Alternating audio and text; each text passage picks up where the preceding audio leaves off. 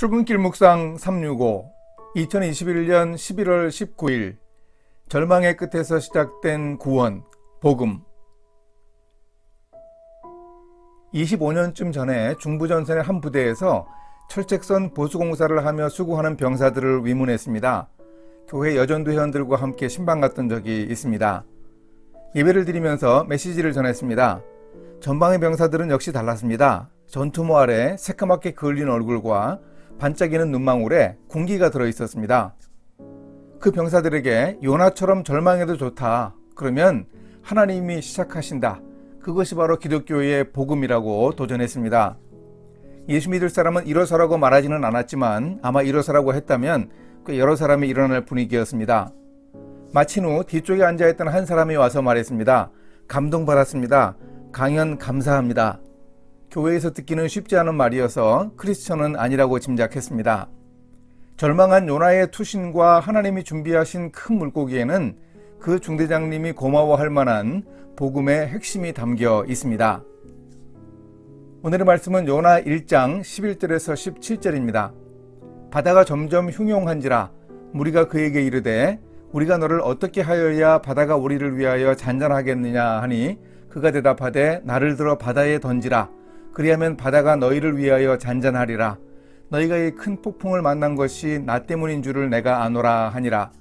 그러나 그 사람들이 힘써 노를 저어 배를 육지로 돌리고자 하다가 바다가 그들을 향하여 점점 더 흉용함으로 능히 못한지라.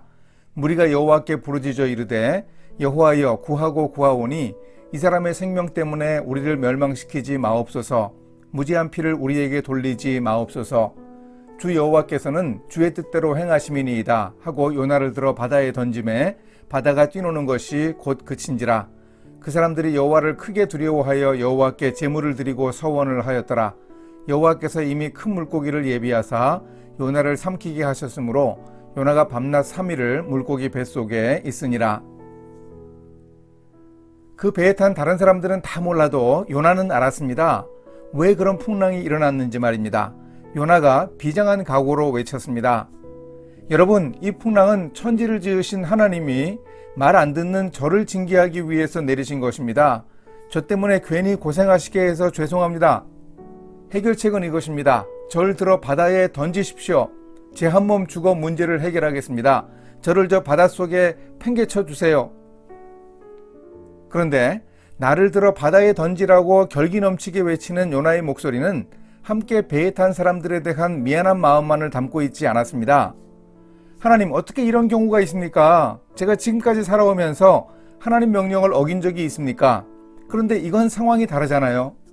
제가 어떻게 저 원수들이 사는 나라에 가서 회개하라고 외칩니까? 그것만은 아닌 것 하나님이 잘 아시지 않습니까?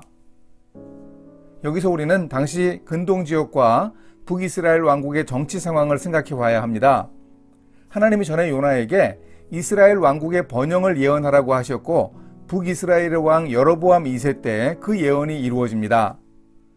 이스라엘이 영토를 많이 확보해서 하맛 어귀에서부터 아라바 바다까지 이르렀다는 이야기가 나옵니다. 요나의 예언이 이렇게 성취되었습니다. 그런데 하나님이 요나에게 아수르의 수도 니느웨에 가서 그들의 회개를 촉구하라고 하셨습니다. 요나가 생각하기에 아수르 사람들이 회개하면 망하지 않을 테니 이스라엘의 국력이 커가는데 장애가 될 것이었습니다. 요나는 자신이 했던 예언의 성취를 생각해도 니느웨로 가기 싫었습니다.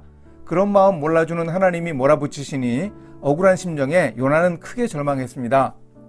하나님의 큰 바람을 바다 위에 내리시매라는 표현과 요나가 나를 들어 바다에 던지라고 하는 표현이 같은 단어입니다.